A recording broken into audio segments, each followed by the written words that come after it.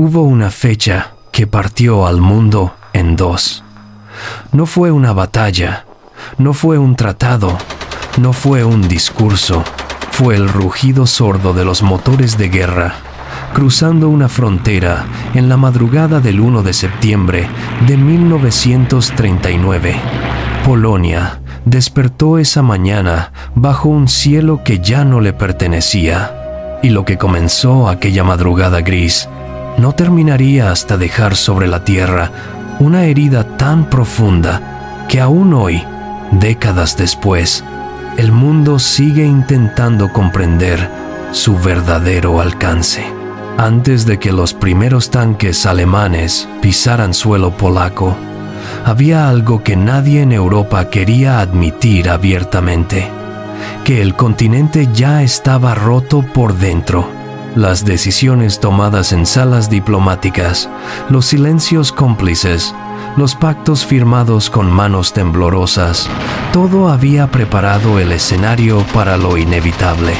La Segunda Guerra Mundial no nació en un campo de batalla, nació en la mente de un hombre que supo leer el hambre colectiva de un pueblo devastado, y lo que ese hombre haría con ese hambre cambiaría la historia para siempre.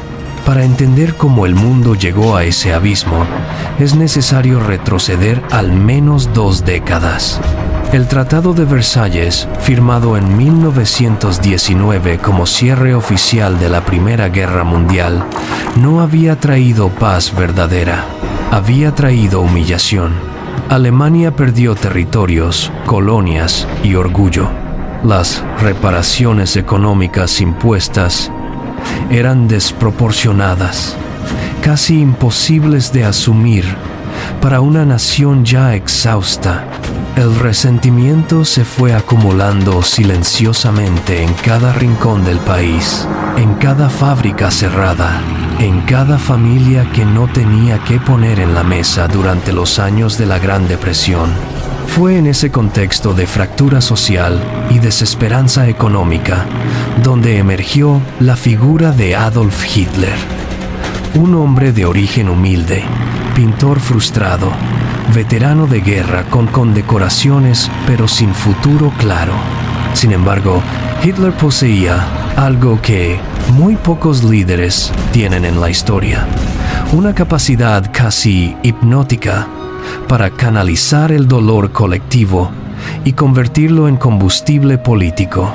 Sus discursos no eran simplemente palabras, eran espejos en los que millones de alemanes creyeron ver reflejada su propia rabia y su propia esperanza. Hitler transformó el pequeño Partido Obrero Alemán en el Partido Nacional Socialista, una maquinaria ideológica que combinaba el nacionalismo exacerbado, el racismo científico, el antisemitismo y el anticomunismo en un relato coherente, seductor y profundamente peligroso.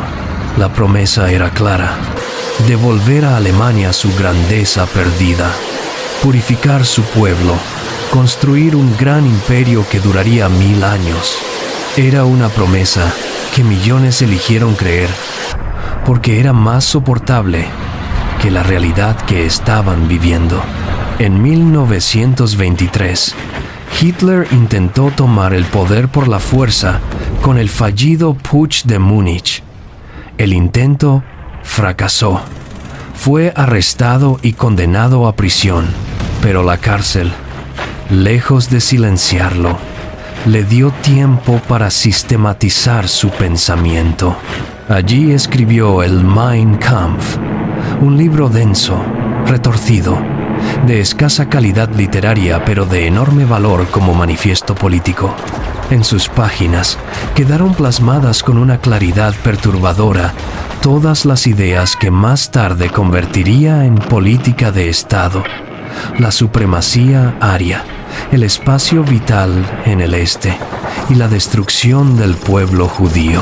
Cuando salió de prisión, el mundo político alemán era diferente.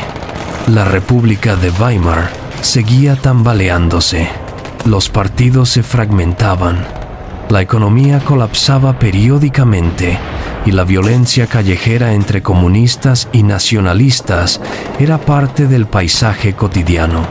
Hitler supo moverse en ese caos con una habilidad que sus rivales no supieron anticipar. Fue construyendo poder lentamente, legalmente, ganando elecciones, pactando con conservadores que lo subestimaron y que creyeron poder controlarlo.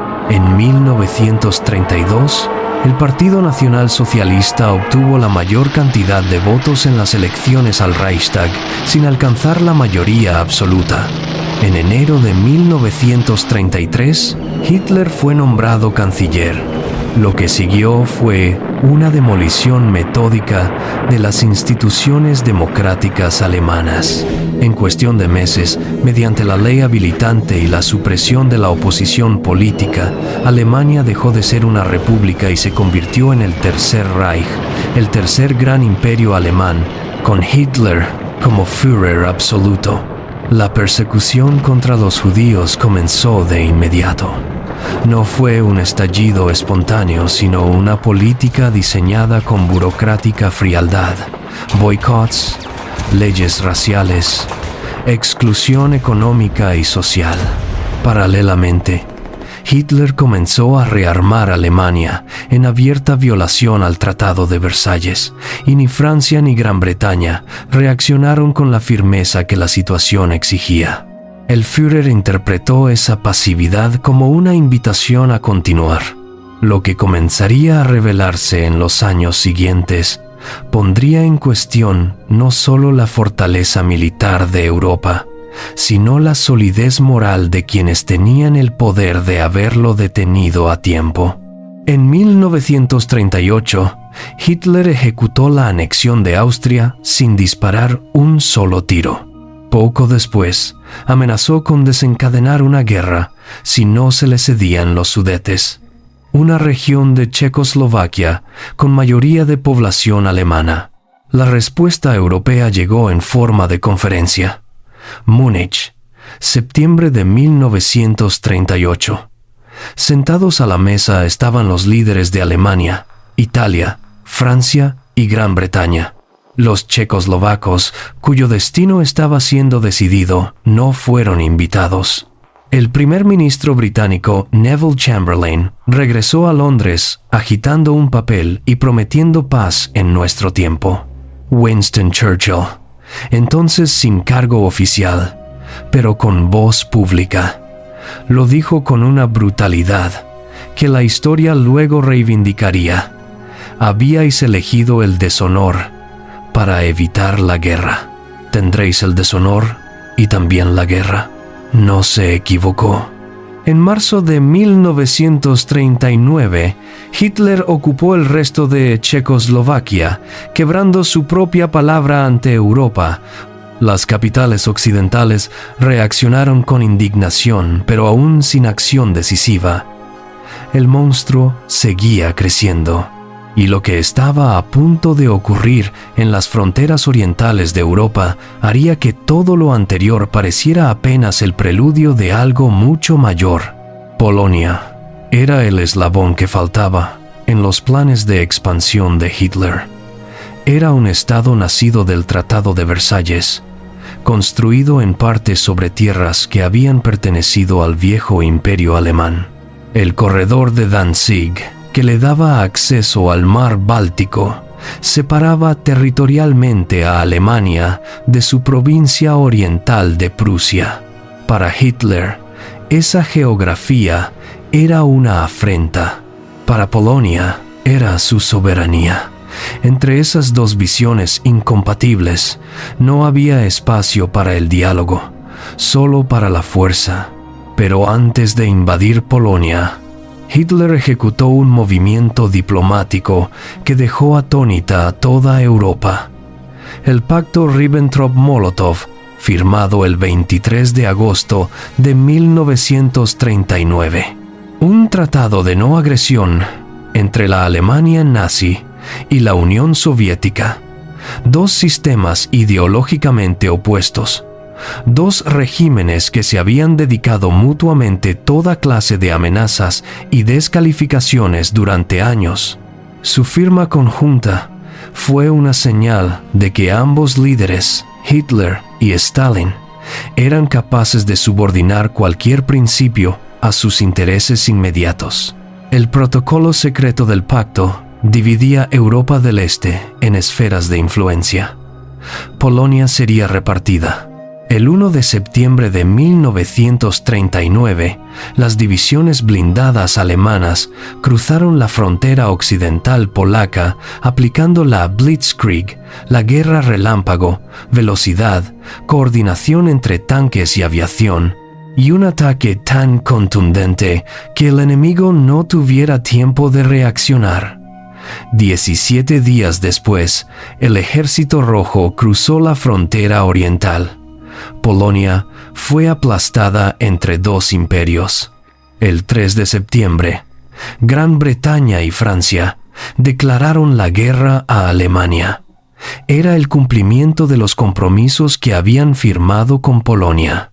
Sin embargo, esa declaración no se tradujo de inmediato en combate activo. Los ejércitos aliados se mantuvieron en sus posiciones defensivas, detrás de la línea Maginot, esa formidable construcción de búnkers y fortines que los franceses creían inexpugnable. En los periódicos, los corresponsales anglosajones bautizaron aquella quietud con una expresión irónica: la Funny War, la guerra de broma. Mientras Europa Occidental esperaba, la Unión Soviética atacó Finlandia en noviembre de 1939.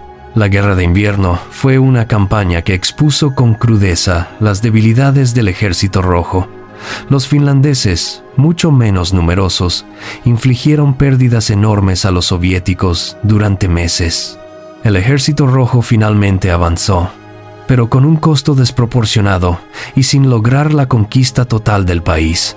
Hitler observó esa campaña con atención y extrajo una conclusión que más tarde resultaría fatal.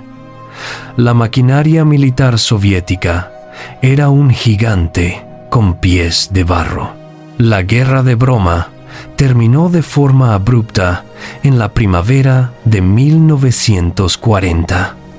Alemania ocupó Dinamarca en cuestión de horas y lanzó una invasión anfibio-aérea contra Noruega. Las fuerzas aliadas que intentaron intervenir fueron incapaces de detener la operación.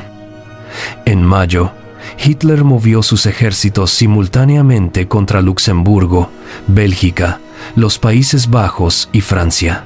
El método era el mismo que en Polonia, pero con una diferencia crucial en la elección del punto de ataque. Los aliados esperaban que el ataque principal viniera por Bélgica, como había ocurrido en la Primera Guerra Mundial. Y en parte así fue, para mantener su atención allí. Pero el golpe decisivo vino por donde nadie lo esperaba: el bosque de las Ardenas, considerado impenetrable para un ejército mecanizado moderno. Las divisiones blindadas alemanas, comandadas entre otros por el general Erich von Manstein, cruzaron ese bosque en una maniobra que desgarró el frente aliado por su centro. El ejército aliado quedó partido en dos. Las tropas británicas y parte de las francesas quedaron atrapadas en el norte, empujadas hacia el mar. Lo que ocurrió a continuación en las playas de Dunkirk fue una de las operaciones más extraordinarias y más comentadas de toda la guerra. Entre el 26 de mayo y el 4 de junio de 1940, una flota improvisada de barcos militares, mercantes y embarcaciones civiles rescató a más de 338,000 soldados aliados bajo el fuego alemán.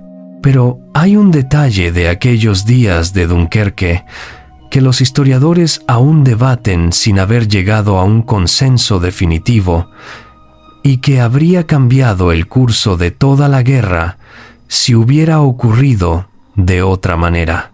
Hitler detuvo el avance de sus divisiones blindadas sobre Dunkerque durante 2 días críticos. ¿Por qué lo hizo? Es una pregunta que ha generado más hipótesis que certezas. Fue un error táctico, una concesión al ala conservadora de su Estado Mayor, un gesto hacia Gran Bretaña para forzarla a negociar la paz, o simplemente la creencia de que la Luftwaffe podía terminar el trabajo desde el aire. Sea cual fuera el motivo, aquella pausa salvó a un ejército entero y mantuvo viva la resistencia aliada. La Batalla de Francia concluyó el 22 de junio de 1940. Hitler eligió el escenario con una deliberada carga simbólica. El mismo vagón de tren en el bosque de Compiègne, donde Alemania había firmado su rendición en 1918. Esta vez, los oficiales franceses eran quienes venían a pedir el armisticio. Francia quedó dividida. Una zona de ocupación directa alemana al norte y una zona libre al sur gobernada por el mariscal Philippe Pétain desde la ciudad de Vichy, en una colaboración que la historia francesa tardaría décadas en procesar. Y mientras el mundo miraba la caída de Francia, otro escenario estaba abriéndose en las Islas Británicas, uno que definiría si Europa podría seguir resistiendo o no. Con Francia fuera del combate, Gran Bretaña quedó sola frente a la potencia alemana. Winston Churchill, quien había reemplazado a Chamberlain como primer ministro en mayo de 1940, tenía perfectamente claro lo que estaba en juego. Rechazó cualquier acercamiento para negociar una paz con Alemania, algo que una parte del gabinete británico consideraba seriamente. Su respuesta fue un discurso que quedó grabado en la memoria colectiva. No tenemos nada que ofrecer, sino sangre, esfuerzo, lágrimas y sudor. Hitler sabía que para invadir Gran Bretaña necesitaba primero controlar los cielos sobre el Canal de la Mancha y el sur de Inglaterra. Ordenó a la Luftwaffe destruir a la Royal Air Force. Lo que siguió fue la Batalla de Gran Bretaña, librada entre julio y octubre de 1940.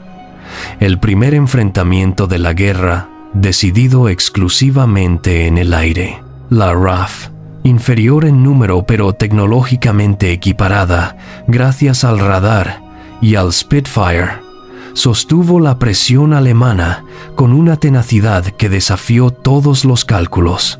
Churchill pronunció por esas semanas otra de sus frases memorables, refiriéndose a los pilotos de la RAF.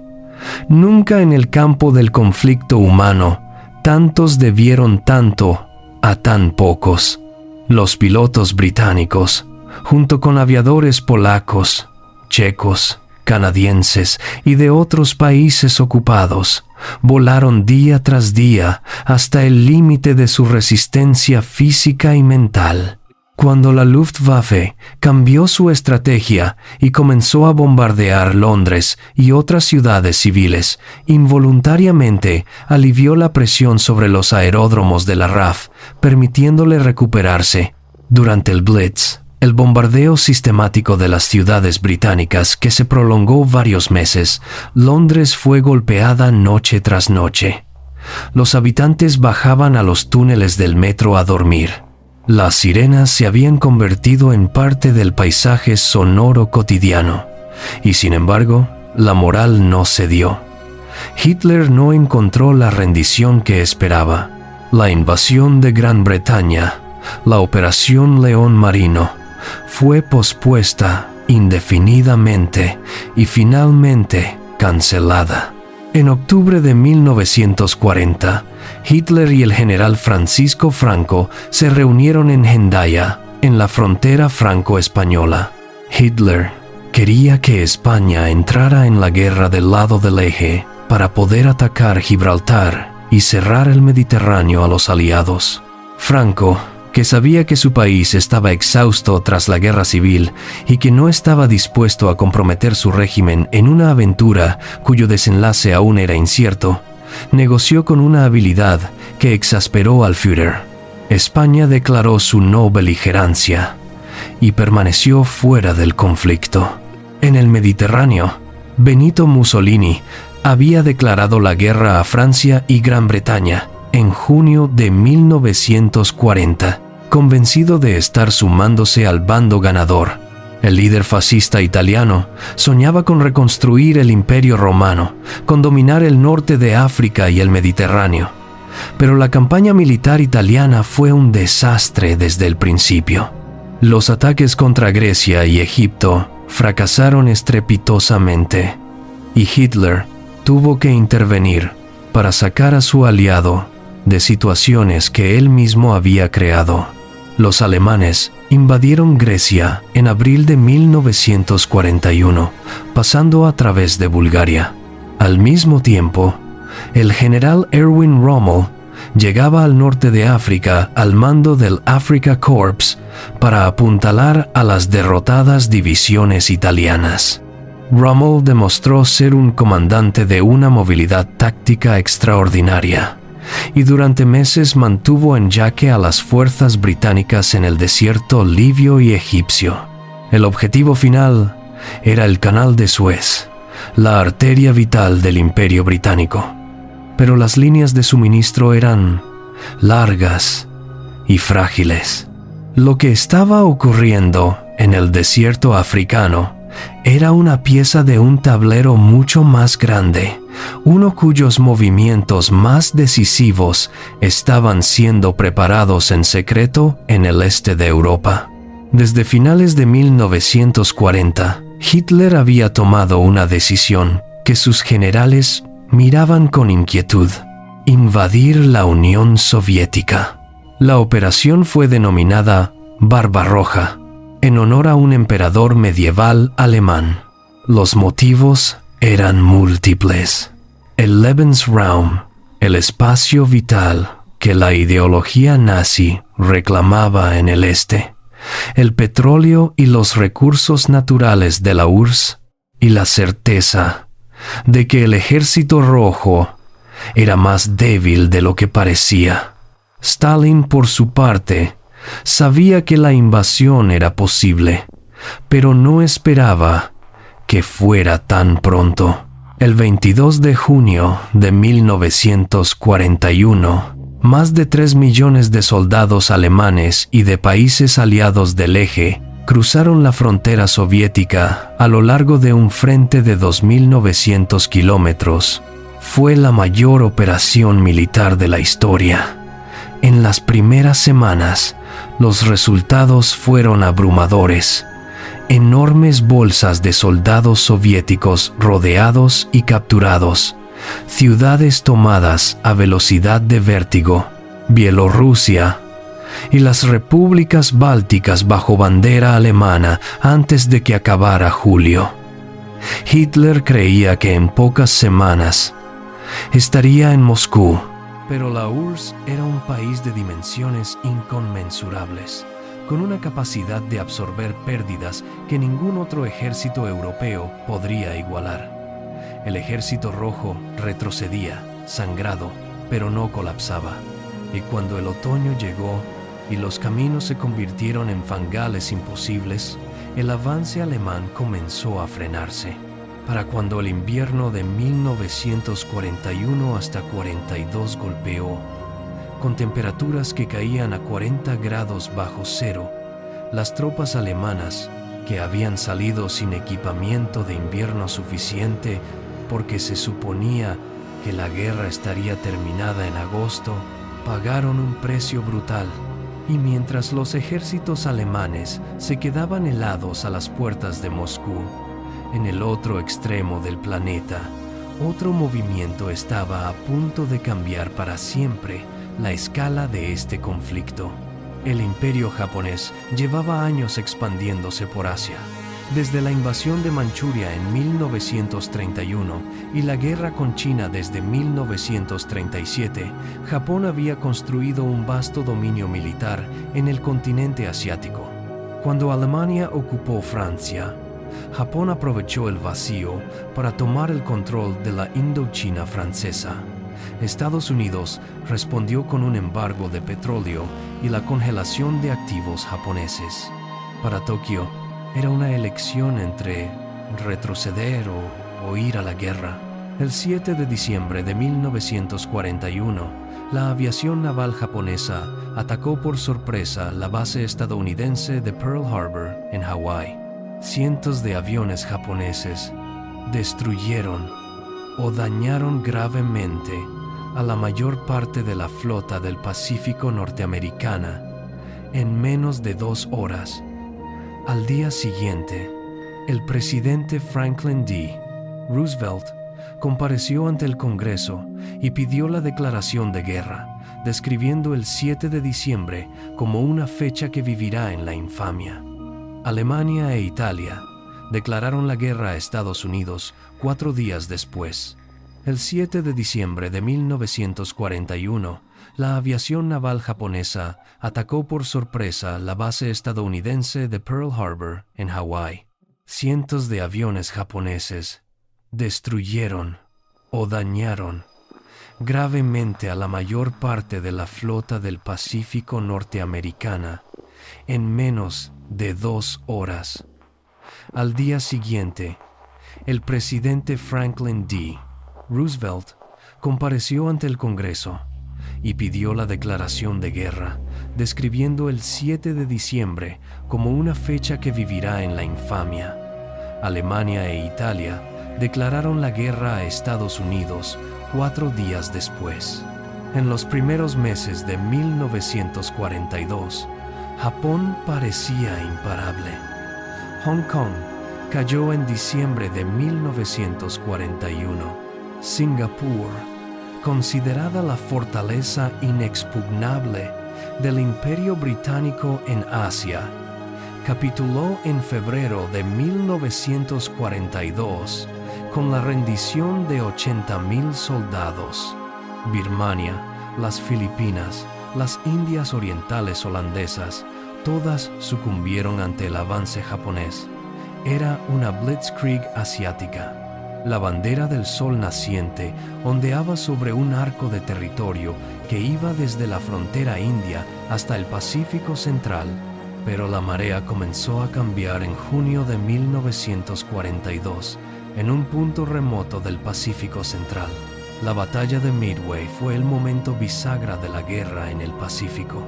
Los servicios de inteligencia americanos habían logrado descifrar el código naval japonés y anticiparon el ataque. En 4 días de combate aéreo y naval, Japón perdió 4 portaaviones de primera línea, el núcleo de su poder aéreo embarcado. Nunca pudo reponerse completamente de esa pérdida. En Europa, el año 1942 estuvo marcado por 2 campañas que resultarían decisivas. En el norte de África, Rommel alcanzó su punto máximo de avance llegando a El Alamein, a apenas 100 kilómetros de Alejandría, pero allí fue detenido.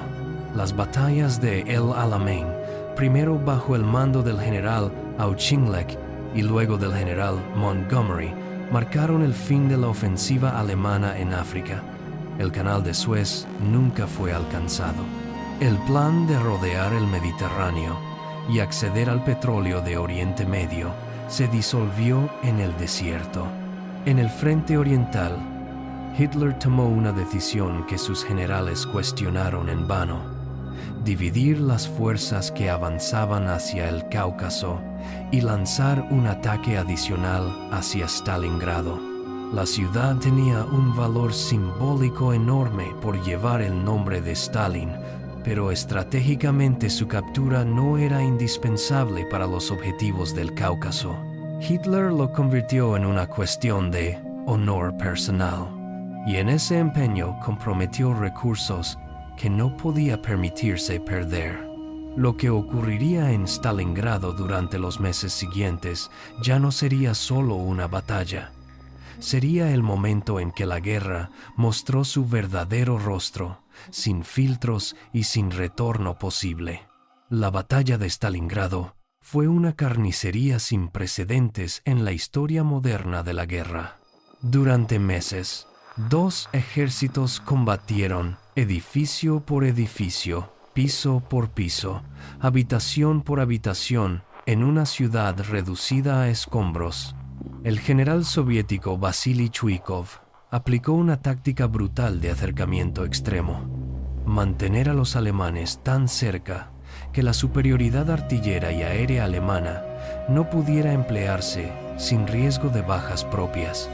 En noviembre de 1942, el mariscal Georgy Zhukov lanzó la Operación Urano, un doble movimiento envolvente que rodeó al sexto ejército alemán del general Friedrich Paulus dentro de Stalingrado. Hitler ordenó resistir. No se permitió ningún intento de ruptura. El cerco se cerró. El 2 de febrero de 1943, el mariscal Paulus, recién ascendido en el último momento, se rindió con el resto de su ejército. Más de 800.000 soldados del eje murieron, resultaron heridos o fueron capturados en esa batalla. Fue el punto de inflexión definitivo del conflicto en el este. En julio de 1943, los alemanes intentaron recuperar la iniciativa en el frente oriental con la Operación Ciudadela, un ataque masivo sobre el saliente de Kursk. Fue la mayor concentración de fuerzas blindadas de la historia, con miles de tanques enfrentándose en campo abierto. Los soviéticos habían sido informados con antelación sobre el ataque, probablemente gracias a la red de espionaje del Grupo Rojo. Prepararon sus defensas en profundidad. Los alemanes nunca lograron romper el frente. Kursk fue su último intento ofensivo en el este. Desde ese momento, retrocedieron sin parar. Y mientras el frente oriental se derrumbaba para Alemania, una tormenta distinta estaba comenzando a formarse en las aguas del Mediterráneo, una que llevaría la guerra de vuelta al corazón de Europa. El 10 de julio de 1943, las fuerzas aliadas desembarcaron en Sicilia en lo que fue la mayor operación anfibia de la guerra hasta ese momento. En 38 días, la isla fue tomada. El impacto político en Italia fue inmediato. El Gran Consejo del Fascismo votó la destitución de Mussolini el 25 de julio. El rey Víctor Manuel III lo hizo arrestar. El hombre que había proclamado el Imperio Romano y entrado en la guerra soñando con conquistas fue conducido a su cárcel en una ambulancia. Italia negoció en secreto un armisticio con los aliados. Los alemanes respondieron con velocidad. Ocuparon el norte y centro de Italia antes de que el armisticio pudiera hacerse efectivo y organizaron una defensa en profundidad que convertiría la campaña italiana en una de las más largas y costosas del teatro europeo occidental. Mussolini fue rescatado de su prisión de montaña por un comando alemán en una operación espectacular. Hitler lo instaló como cabeza de la República Social Italiana, un estado títere en el norte del país. Pero el poder real era alemán. En el Atlántico, desde el inicio mismo de la guerra, las flotas de submarinos alemanes, los U-Boot, habían estado atacando el tráfico marítimo aliado con una eficacia devastadora. El objetivo era cortar el suministro de materiales, alimentos y armamento que llegaba a Gran Bretaña desde América del Norte. En 1942, el punto más crítico de la batalla del Atlántico, los submarinos alemanes hundían barcos más rápido de lo que los astilleros aliados podían construirlos. El punto de inflexión en el Atlántico llegó gracias a varios factores combinados. La mejora tecnológica en el sonar y el radar, el empleo de aviación de largo alcance para la búsqueda de submarinos, y algo que los alemanes nunca sospecharon mientras ocurría. Los aliados habían logrado descifrar los códigos de la máquina Enigma, el sistema de cifrado que los nazis consideraban absolutamente inviolable. El trabajo realizado en Bletchley Park, bajo la dirección del matemático Alan Turing, le dio a los aliados una ventana hacia las comunicaciones alemanas que fue decisiva. Algunos historiadores afirman que acortó la guerra en al menos 2 años. En el Pacífico, la estrategia estadounidense avanzaba mediante lo que los planificadores llamaron Island Hopping, el salto de isla en isla, tomando puntos estratégicos y aislando las guarniciones japonesas más fuertes para dejarlas morir de hambre y falta de suministros. Era un avance lento, violento, con combates de una ferocidad extraordinaria en cada isla. Guadalcanal, Tarawa, Saipán, Peleliu. Los japoneses combatían con una determinación que hacía que cada metro de terreno costara vidas. En el verano de 1944, los aliados lanzaron la operación más ambiciosa de la guerra en el frente occidental. El 6 de junio de 1944, el día D, más de 156,000 soldados estadounidenses, británicos, canadienses y de otras naciones desembarcaron en 5 playas de Normandía bajo un fuego intenso. La Operación Overlord había sido preparada durante meses con un nivel de planificación y engaño estratégico sin precedentes. Los alemanes fueron convencidos de que el ataque principal vendría por el paso de Calais, muy lejos de donde en realidad golpeó.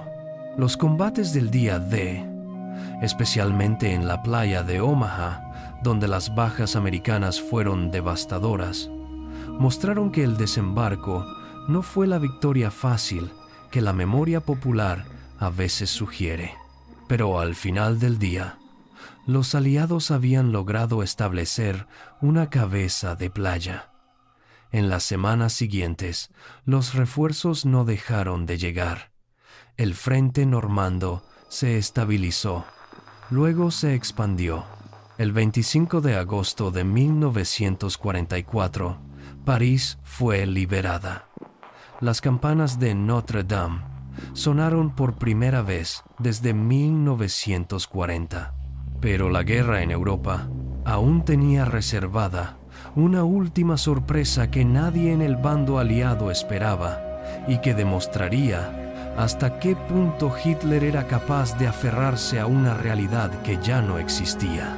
En diciembre de 1944, con los aliados avanzando desde el oeste y los soviéticos desde el este, Hitler ordenó una ofensiva de última hora en las Ardenas belgas nivel. La Batalla de las Ardenas, conocida también como la Ofensiva von Rundstedt, sorprendió a las fuerzas aliadas y las hizo retroceder temporalmente. Durante días, la situación en algunos sectores fue crítica, pero los alemanes no tenían los recursos para sostener ese esfuerzo. Las reservas de combustible se agotaron. Los aliados se reorganizaron. A finales de enero de 1945, la línea del frente había vuelto esencialmente a donde estaba antes. Alemania estaba siendo bombeada desde el aire de manera sistemática. Ciudades enteras quedaron reducidas a escombros. El bombardeo de Dresde en febrero de 1945, que destruyó casi completamente una de las ciudades más bellas de Europa, con un saldo de víctimas civiles que aún es debatido por los historiadores, se convirtió en uno de los episodios más controvertidos de la guerra aérea aliada. Mientras tanto, desde el este, El Ejército Rojo avanzaba de manera imparable. En enero de 1945, las tropas soviéticas liberaron el campo de concentración de Auschwitz y vieron con sus propios ojos lo que el régimen nazi había construido allí, lo que emergería ante los ojos del mundo en los meses siguientes, cuando los campos de exterminio comenzaran a ser liberados uno tras otro. Modificaría para siempre la comprensión que la humanidad tenía sobre hasta dónde podía llegar el horror cuando el poder absoluto se combina con el odio sistematizado. En abril de 1945, el Ejército Rojo llegó a las puertas de Berlín, la capital del Tercer Reich, que Hitler había prometido que sería el centro de una civilización que duraría 1000 años.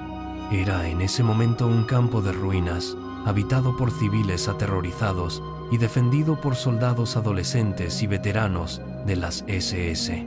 Hitler, encerrado en su búnker subterráneo bajo la Cancillería del Reich, seguía dictando órdenes a ejércitos que ya no existían y planeando contraofensivas con divisiones que habían dejado de ser operativas semanas atrás. El 28 de abril de 1945, Benito Mussolini fue capturado por partisanos italianos cuando intentaba huir a Suiza disfrazado. Fue ejecutado junto a su amante Clara Petacci. Sus cuerpos fueron colgados boca abajo en una gasolinera de Milán y expuestos a la vista del público.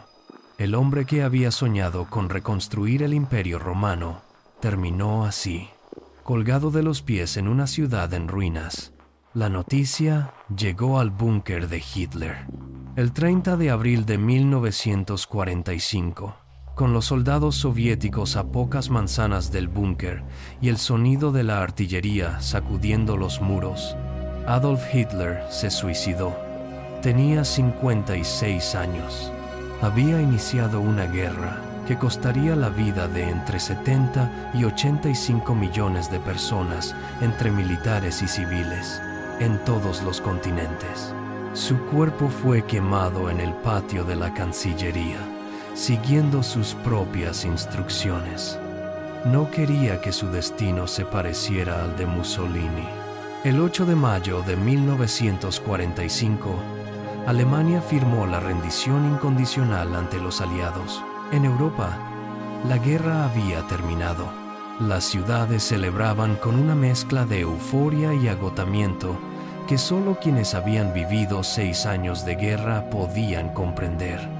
Pero en Asia, el conflicto continuaba. El imperio japonés, a pesar de perder posición tras posición, a pesar de que su marina y su aviación habían sido prácticamente destruidas, se negaba a capitular.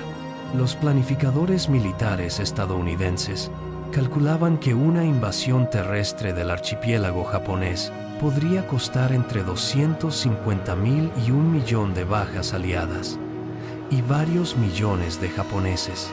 El 6 de agosto de 1945, un bombardero 29, llamado Enola Gay, soltó sobre la ciudad japonesa de Hiroshima una bomba de un tipo nunca antes empleado en combate.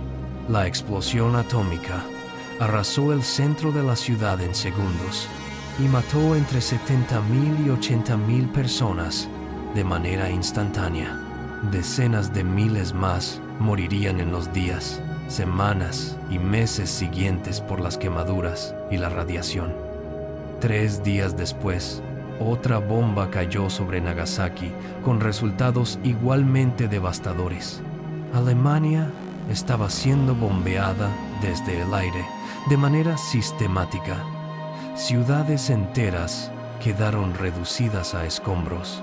El bombardeo de Dresde en febrero de 1945, que destruyó casi completamente una de las ciudades más bellas de Europa, con un saldo de víctimas civiles que aún es debatido por los historiadores, se convirtió en uno de los episodios más controvertidos de la guerra aérea aliada. Mientras tanto, desde el este, el Ejército Rojo avanzaba de manera imparable. En enero de 1945, las tropas soviéticas liberaron el campo de concentración de Auschwitz y vieron con sus propios ojos lo que el régimen nazi había construido allí, lo que emergería ante los ojos del mundo en los meses siguientes, cuando los campos de exterminio comenzaran a ser liberados uno tras otro, modificaría para siempre la comprensión que la humanidad tenía sobre hasta dónde podía llegar el horror cuando el poder absoluto se combina con el odio sistematizado. En abril de 1945, el Ejército Rojo llegó a las puertas de Berlín, la capital del Tercer Reich, que Hitler había prometido que sería el centro de una civilización que duraría 1000 años. Era en ese momento un campo de ruinas, habitado por civiles, aterrorizados y defendido por soldados, adolescentes y veteranos de las SS. Hitler, encerrado en su búnker subterráneo bajo la Cancillería del Reich, seguía dictando órdenes a ejércitos que ya no existían y planeando contraofensivas con divisiones que habían dejado de ser operativas semanas atrás. El 28 de abril de 1945, Benito Mussolini fue capturado por partisanos italianos cuando intentaba huir a Suiza disfrazado. Fue ejecutado junto a su amante, Clara Petacci. Sus cuerpos fueron colgados boca abajo en una gasolinera de Milán y expuestos a la vista del público. El hombre que había soñado con reconstruir el Imperio Romano terminó así, colgado de los pies en una ciudad en ruinas. La noticia llegó al búnker de Hitler. El 30 de abril de 1945, con los soldados soviéticos a pocas manzanas del búnker y el sonido de la artillería sacudiendo los muros, Adolf Hitler se suicidó. Tenía 56 años. Había iniciado una guerra que costaría la vida de entre 70 y 85 millones de personas, entre militares y civiles, en todos los continentes. Su cuerpo fue quemado en el patio de la Cancillería, siguiendo sus propias instrucciones. No quería que su destino se pareciera al de Mussolini. El 8 de mayo de 1945, Alemania firmó la rendición incondicional ante los aliados. En Europa, la guerra había terminado. Las ciudades celebraban con una mezcla de euforia y agotamiento que solo quienes habían vivido 6 años de guerra podían comprender. Pero en Asia, el conflicto continuaba. El imperio japonés, a pesar de perder posición tras posición, a pesar de que su marina y su aviación habían sido prácticamente destruidas, se negaba a capitular. Los planificadores militares estadounidenses calculaban que una invasión terrestre del archipiélago japonés podría costar entre 250,000 y 1,000,000 de bajas aliadas y varios millones de japoneses. El 6 de agosto de 1945, un bombardero 29, llamado Enola Gay, soltó sobre la ciudad japonesa de Hiroshima una bomba de un tipo nunca antes empleado en combate. La explosión atómica arrasó el centro de la ciudad en segundos y mató entre 70,000 y 80,000 personas de manera instantánea. Decenas de miles más morirían en los días, semanas y meses siguientes por las quemaduras y la radiación. 3 días después, otra bomba cayó sobre Nagasaki con resultados igualmente devastadores. El 15 de agosto de 1945, el emperador Hirohito se dirigió por radio a su pueblo por primera vez en la historia. Los japoneses escucharon por primera vez la voz de quien consideraban una deidad. La rendición fue anunciada con el lenguaje cuidadoso y eufemístico de la diplomacia imperial. La guerra había evolucionado no necesariamente a favor de Japón. el 2 de septiembre de 1945, a bordo del acorazado USS Missouri en la bahía de Tokio, Japón, firmó la rendición incondicional. La Segunda Guerra Mundial había terminado. Cuando el polvo se asentó y el mundo comenzó a contarse sus pérdidas, las cifras resultaron tan enormes que la mente humana tiene dificultades para procesarlas. Entre 70 y 85 millones de personas murieron en el conflicto, más de la mitad de ellas civiles. 6 millones de judíos fueron asesinados sistemáticamente por el régimen nazi en lo que se denominó el Holocausto, una empresa industrial de exterminio que no tenía precedente en la historia de la humanidad. Millones de personas más fueron desplazadas, esclavizadas, mutiladas. El orden político mundial que emergió de las ruinas fue completamente diferente al que existía en 1939. El Imperio Británico, que había entrado en la guerra como la primera potencia colonial del mundo, salió de ella económicamente arruinado y en proceso de desintegración. Francia tardó décadas en reconciliarse con la memoria de Vichy.